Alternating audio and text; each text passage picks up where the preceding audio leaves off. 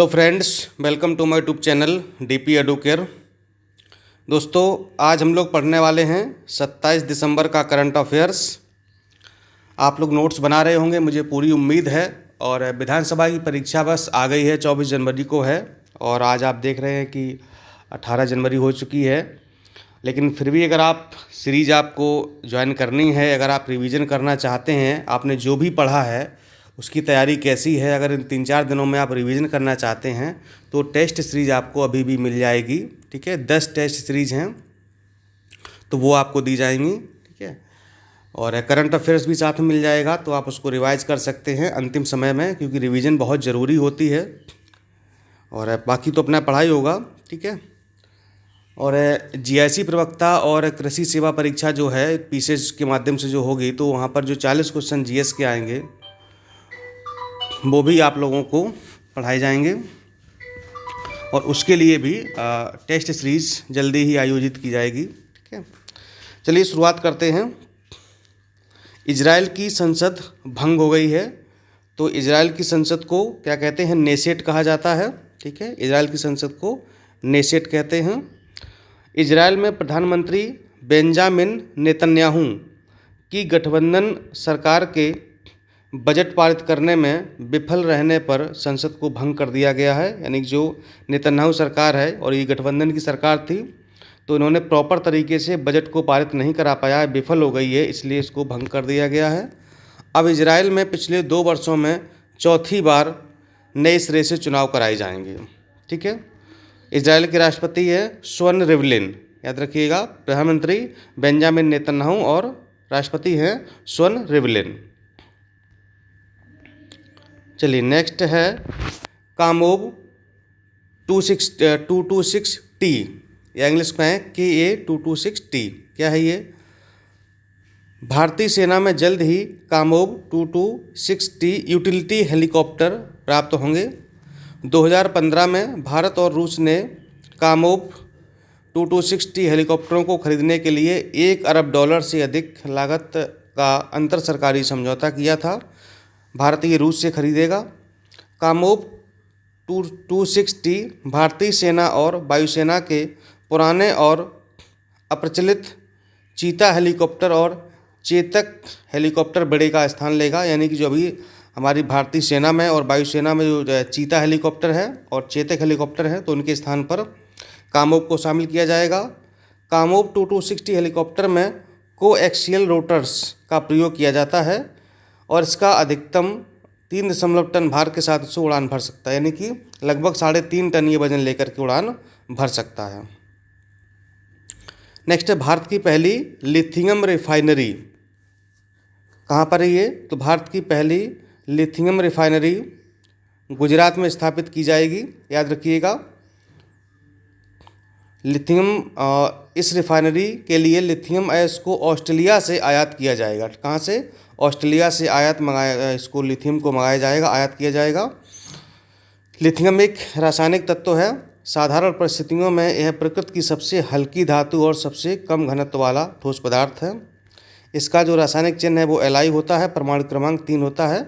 आपको पता है, जो भी जैसे मोबाइल की बैटरी है, लैपटॉप की बैटरी है, ठीक है, या जो भी स्मार्ट वॉच वगैरह होती हैं, तो उनकी जो बैटरी है वो लिथियम की ही बनी होती है। ठीक है, तो लिथियम जो है अयस्क, यानी जो अयस्क का मतलब वो होता है कि जिससे लिथियम को निकाला जाता है, किसी भी धातु को या किसी भी केमिकल को या किसी भी तत्व को निकाला जाता है। ठीक, जैसे कि एल्युमिनियम का अयस्क क्या है? बॉक्साइट है। ठीक है, तो लिथियम के अयस्क को ऑस्ट्रेलिया से मंगाया जाएगा और गुजरात में जो रिफाइनरी बनेगी वहाँ पर इसको साफ़ किया जाएगा, रिफाइन किया जाएगा, यानी कि शुद्ध लिथियम निकाला जाएगा। नेक्स्ट है E20 ईंधन। तो भारत सरकार ने तेल आयात बिल के साथ साथ वाहनों के उत्सर्जन को कम करने के लिए E20 ईंधन का प्रस्ताव रखा है। E20 ईंधन वाहनों में प्रयोग होने वाला ईंधन है। इसका सबसे बड़ा लाभ यह है कि इससे वाहनों में होने वाले उत्सर्जन में कमी आती है। यानी जो भी उत्सर्जन होते हैं हानिकारक तत्वों के, वो काफ़ी कमी आ जाती है इस ईंधन में। इससे प्रदूषण कम होगा, क्योंकि E20 ईंधन 20% इथेनॉल और गैसोलीन का मिश्रण है। यानी कि देखिए अभी तक क्या था कि पहले पेट्रोल में 5% एथेनॉल मिलाया गया, फिर 10% मिलाया गया, अब जो है इसमें 20% एथेनॉल मिलाने की बात हो रही है। तो जब एथेनॉल मिल जाता है तो इसको जो है इसमें से कम हानिकारक पदार्थ उत्सर्जित होते हैं, इसलिए इस प्रोजेक्ट पर काम चल रहा है और ऐसे ईंधन को E20 नाम दिया गया है। कृषि ऋण माफी योजना, ये हाल ही में झारखंड सरकार द्वारा कृषि ऋण माफी योजना प्रारंभ की गई है। योजना के तहत किसानों के 50,000 रुपये तक के ऋण को माफ़ करने की मंजूरी दी गई है। ऋण माफी योजना का लाभ सिर्फ उन्हीं किसानों को मिलेगा जिन्होंने संस्थागत स्रोतों से ऋण लिया है, यानी कि किसी संस्था से, बैंक से, सहकारी बैंक से, या जो भी संस्थाएं हैं रजिस्टर्ड हैं उनसे लोन लिया है। ठीक है, यानी कब जैसे आपने किसी से सूदखोर से या जो भी है लोग होते हैं, मतलब गांव वगैरह में देते हैं तो उनसे लिया है तो उनकी माफ़ी नहीं होगी। किसानों की आर्थिक स्थिति को और अधिक मजबूत करने के लिए झारखंड की सरकार ने कृषि ऋण माफी योजना को मंजूरी दी है। ठीक है, तो ये आपका हो गया, झारखंड ने कृषि ऋण माफी योजना चलाई है। नेक्स्ट है विजकी द्वारा जारी रिपोर्ट 2020। ठीक है, तो विजकी द्वारा बैंकिंग, वित्तीय सेवाओं और बीमा कंपनियों में HDFC बैंक शीर्ष पर है, जो अभी रिपोर्ट जारी हुई है। विजकी द्वारा BFSI, मूवर्स और शेकर्स 2020 रिपोर्ट में 100 बैंकिंग, वित्तीय सेवाओं और बीमा कंपनियों को शामिल किया गया है, जिसमें HDFC बैंक सबसे ऊपर है, दूसरे नंबर पर ICICI बैंक है, तीसरे नंबर पर है भारतीय स्टेट बैंक। ठीक है, कुछ और महत्वपूर्ण तथ्य उनको देख लेते हैं। नॉर्थ ओडिशा यूनिवर्सिटी का नाम श्री रामचंद्र भाजादेव हो गया है। ठीक है, क्या हो गया है? श्री रामचंद्र भाजादेव हो गया है। पोस्ट मैट्रिक छात्रवृत्ति योजना में केंद्र व राज्य की हिस्सेदारी 60-40 के अनुपात में रखी गई है। यह अनुसूचित जाति के लिए योजना है। भारतीय सॉफ्टबॉल महासंघ की पहली महिला अध्यक्ष नीतल नारंग है। नीतल नारंग।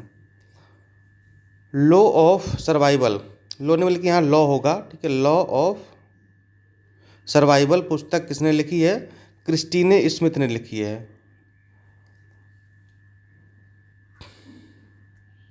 नेक्स्ट है global media and film summit 2020 की मेजबानी भारत करेगा। फिल्म फेयर OTT पुरस्कार 2020 में बेस्ट सीरीज पुरस्कार पाताल लोक ने जीता है। नेशनल बास्केटबॉल लीग में खेलने वाले भारत के पहले बास्केटबॉल खिलाड़ी हैं ये। तो इस प्रकार से ये आपका हो गया आज का 27 दिसंबर का करंट अफेयर्स, इसको आप लोग नोट कर लेंगे। ठीक है, और जल्दी हम लोग वीकली करंट अफेयर्स पढ़ाएंगे। आप लोग की डिमांड हो रही है कि वीकली करंट अफेयर्स पढ़ाया जाए। ठीक है, तो 15 जनवरी के बाद हम लोग क्या करेंगे कि वीकली करंट अफेयर्स प्रारंभ करेंगे। ठीक है, 15 जनवरी तक हम लोग ऐसे पढ़ लेते हैं।